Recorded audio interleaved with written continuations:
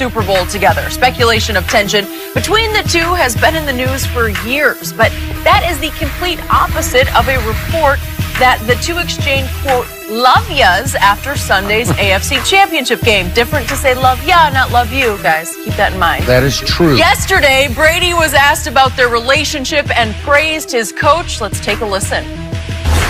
We've always gotten along great. We've worked together for 19 years. So, we've been had the same goals in mind for 19 years. And he's been just a great, great mentor in my life, a great coach. He's taught me, more than, anyone ever could about the game of football.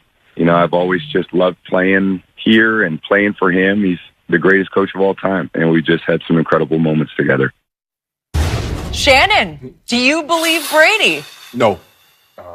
It's easy to say, Skip, in a moment like that, you had just won the AFC Championship game, probably one of your signature wins throughout all the playoff games that you've had. I think they're up at, 39 now, Skip? This was probably one of the more signature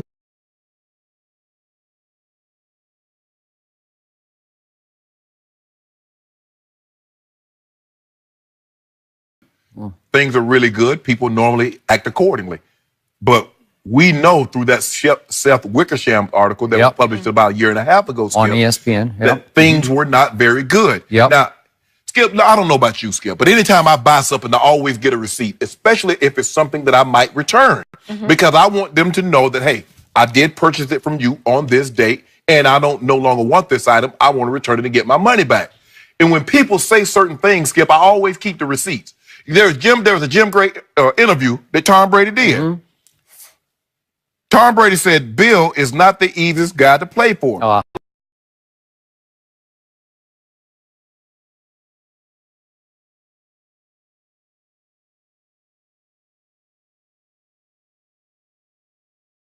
Now, we know he's not talking about Mr. Kraft because he has a very special relationship with Mr. Bob Kraft.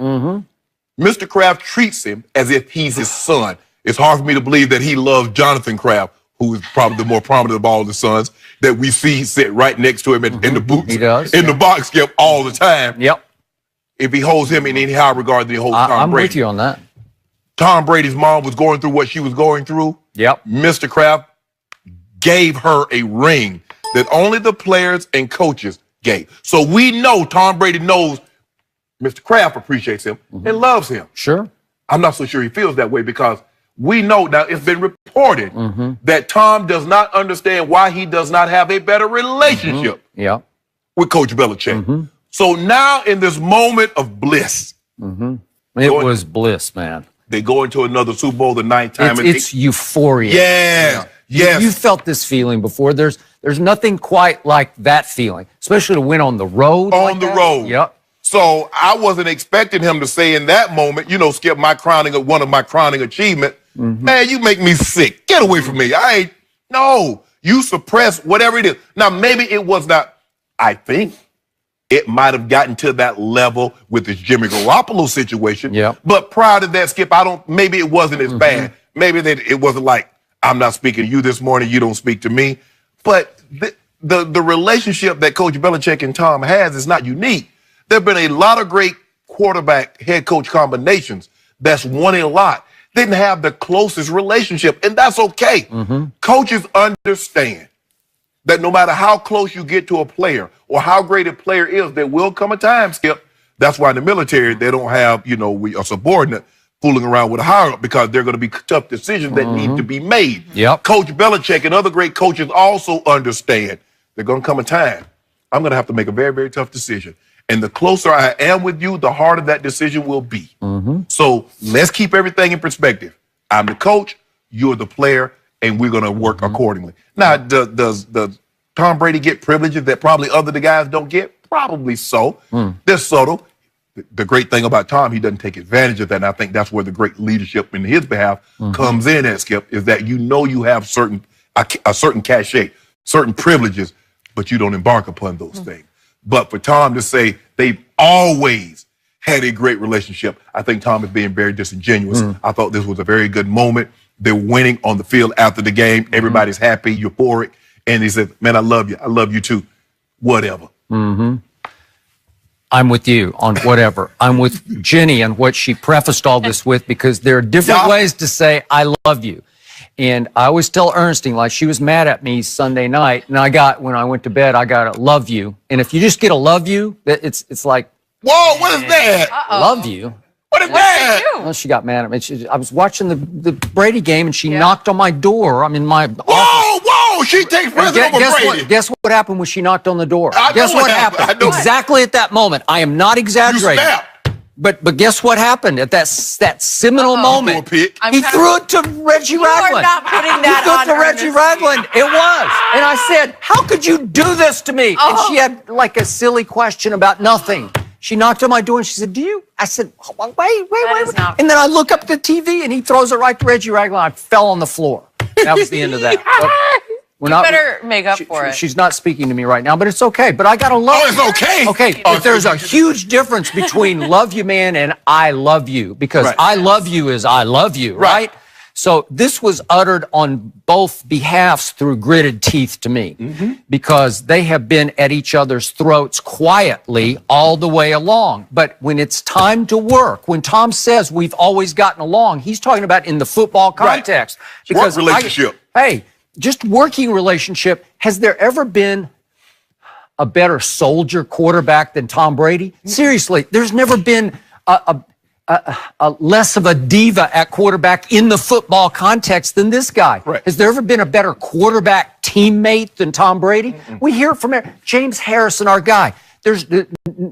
Nobody has more edge to him than James Harrison. Nobody wants to fight for the truth more than James Harrison. He will tell you exactly what he thinks.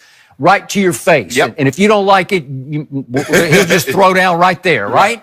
And so what did he tell us about going in that locker room late last year? So he watched it. He wanted to see if it was for real. Yeah, and he was skeptical about it, and he watched him for whatever it was, a week or two, and he finally just went up to him and he said, man, I got to give it up to you.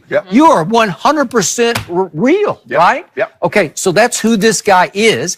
And when he was taught by his father, Tom Sr., you know, what you listen to you obey what your coach tells you. And when you're in the coach quarterback confines in the locker room or in the meeting room, you do what you're told to do. And he does that. I don't think do you think they've ever clashed in a football context? Do you think he's ever called him out or challenged him? I don't think so. No. Okay, so have they always, quote unquote, gotten along? Yes. But what did Seth Wickersham report? I thought I was amusing Bill Belichick yesterday on his radio show. He was responding to all this.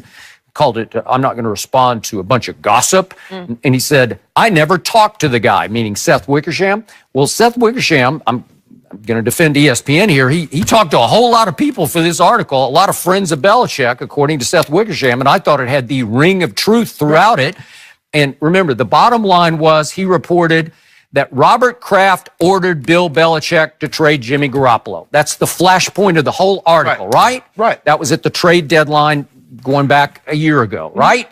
And he did. And then there were further reports that Bill stayed in contact with Jimmy Garoppolo via text to text him, congratulations, good job, whatever, which I'm sure didn't sit all that well with Tom Brady. Considering that I've been your quarterback for all these years, and you never probably sent me a text. Probably haven't. And I've told you before, I know two close friends of Tom Brady's, and they have told me all along, this has gone on for 10 years that they've told me, Tom has always been amused but perplexed by the fact that Bill has never wanted to socialize with him for 1 second of one off season.